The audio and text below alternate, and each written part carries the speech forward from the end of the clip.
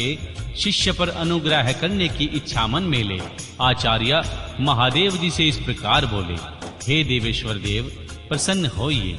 विश्वनाथ दयानिधे, मेरे शरीर में प्रवेश करके आप कृपा पूर्वक इस शिष्य को बंधन मुक्त कराइए।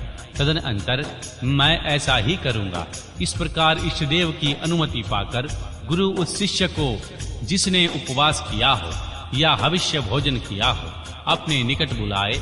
वह शिष्य एक समय भोजन करने वाला और विरक्त हो, स्नान करके प्रातःकाल का कृत्य पूरा कर चुका हो, मंगल कृत्य का संपादन करके प्रणव का जाप और श्री महादेव जी का ध्यान कर रहा हो, उसे पश्चिम या दक्षिण के द्वार के सामने मंडल के कुश के आसन पर उत्तर की ओर मुंह करके बिठाएं और गुरु स्वयं पूर्व की ओर मुंह करके खड़ा हो। शिष्य ऊपर की ओर मुंह करके हाथ जोड़ ले।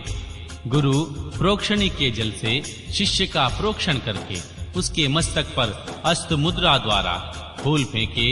फिर अभिमंत्रित नूतन वस्त्र आधे दुपट्टे से उसकी आंख बांध दे। इसके बाद शिष्य को दरवाजे से मंडल के भीतर प्रवेश कराए। शिष्य भी गुरु से प्रेरित हो भगवान शंकर की 3 बार प्रदक्षिणा करे। इसके बाद प्रभु को स्वर्ण मिश्रित पुष्पांजलि चढ़ाकर पूर्व या उत्तर की ओर मुंह करके पृथ्वी पर दंड की भांति गिरकर साष्टांग प्रणाम करे। तदनंतर मूल मंत्र से गुरु शिष्य का प्रोक्षण करके पूर्ववत अस्त्र मंत्र के द्वारा उनके मस्तक पर फूल से ताड़न करके नेत्र बंधन खोल दे। शिष्य पुनः मंडल की ओर देखकर हाथ जोड़ प्रभु को प्रणाम करे। इसके बाद शिव स्वरूप आचार्य शिष्य को मंडल के दक्षिण की ओर बाएं भाग में कुश के आसन पर बिठाए और श्री महादेव जी की आराधना करके उनके मस्तक पर भगवान शिव के वरद का हाथ रखे। मैं शिव हूँ, इस अभिमान से युक्त गुरु शिव के तेज से संपन्न अपने हाथ को शिष्य के मस्तक पर रखे और शिव मंत्र का उच्चारण करे। उसी हाथ से वह शिष्य के संपूर्ण अंगों का स्पर्श करे। शिष्य भी आचार्य रूप में उपस्थित हुए ईश्वर को पृथ्वी पर गिराकर साष्टांग प्रणाम करे। तदनंतर जब शिष्य शिवा अग्नि में महादेव जी की विधिवत पूजा करके 3 आहुति दे ले, तब गुरु पुनः पूर्ववत शिष्य को अपने पास बिठा ले। कुशों के अग्रभाग से उनका स्पर्श करते हुए विद्या या मंत्र द्वारा अपने आप को उसके भीतर आविष्ट करे। तत्पश्चात महादेव जी को प्रणाम करके नाड़ी संधान करे। फिर भगवान शिव शास्त्र में बताए हुए मार्ग से प्राण का निष्कामन करके शिष्य के शरीर में प्रवेश की भावना करे। साथ ही मंत्रों का तर्पण भी करे। मूल मंत्र के तर्पण के लिए उसी के उच्चारण पूर्वक 10 आहुतियां देनी चाहिए। फिर अंगों के तर्पण के लिए अंग मंत्रों द्वारा ही क्रमशः 3 आहुतियां दे। इसके बाद पूर्णाहुति देकर मंत्रवेता गुरु प्रायश्चित के निमित्त मूल मंत्र से पुनः 10 आहुतियां अग्नि में डालें। फिर देवेश्वर देव भगवान शंकर का पूजन करके सम्यक आचरण और हवन के पश्चात यथोचित रीति से जतित वैश्य का उद्धार करें। भावना द्वारा उसके वैश्य तत्व को निकालकर उसमें क्षत्रिय तत्व की उत्पत्ति करे। फिर इसी तरह क्षत्रिय तत्व का भी उद्धार करके गुरु उसमें ब्राह्मण तत्व की उद्भावना करे।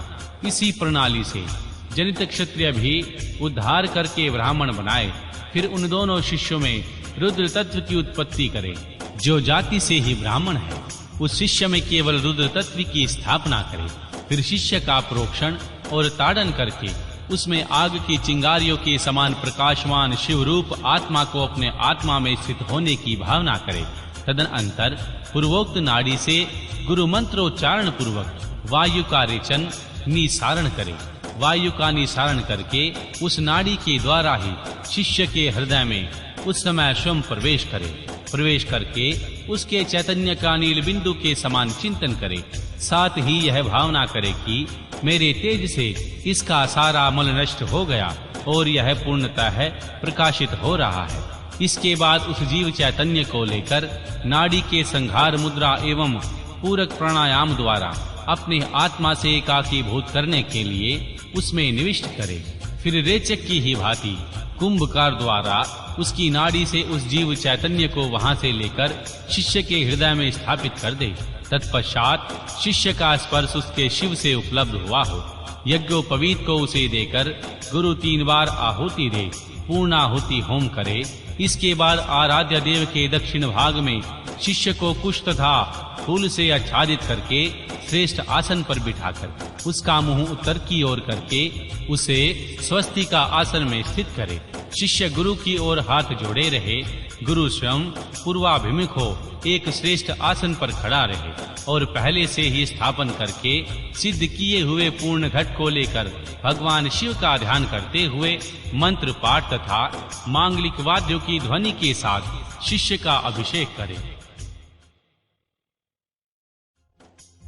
तदनंतर शिष्य उस अभिषेक के जल को पोंछकर श्वेत वस्त्र धारण करे, आचमन करके अलंकृत हो हाथ जोड़ मंडप में जाए।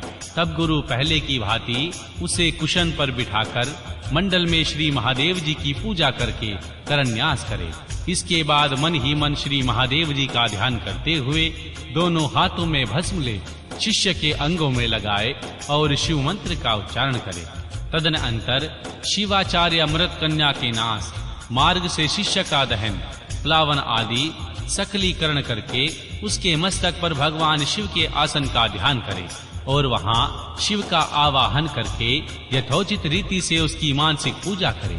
तत्पश्चात हाथ जोड़ श्री महादेव जी की प्रार्थना करे, प्रभु आप नित्य यहाँ विराजमान हो। इस तरह प्रार्थना करके मन ही मन यह भावना करे कि शिष्य भगवान शंकर के तेज से प्रकाशित हो रहा है। इसके बाद पुनः भगवान शिव की पूजा करके शिवारूपिणी शैवी आज्ञा प्राप्त करके गुरु का शिष्य के कान में धीरे धीरे शिव मंत्र का उच्चारण करे। शिष्य हाथ जोड़े हुए उस मंत्र को सुनकर उसी में मन लगा शिवाचार्य की आज्ञा के अनुसार धीरे धीरे उसकी आवृत्ति करे। फिर मंत्र ज्ञान कुशल आचार्य शाक्त मंत्र का उपदेश दे, उसका सुख पूर्वक उच्चारण करवाकर शिष्य के प्रति मंगलाशा करे।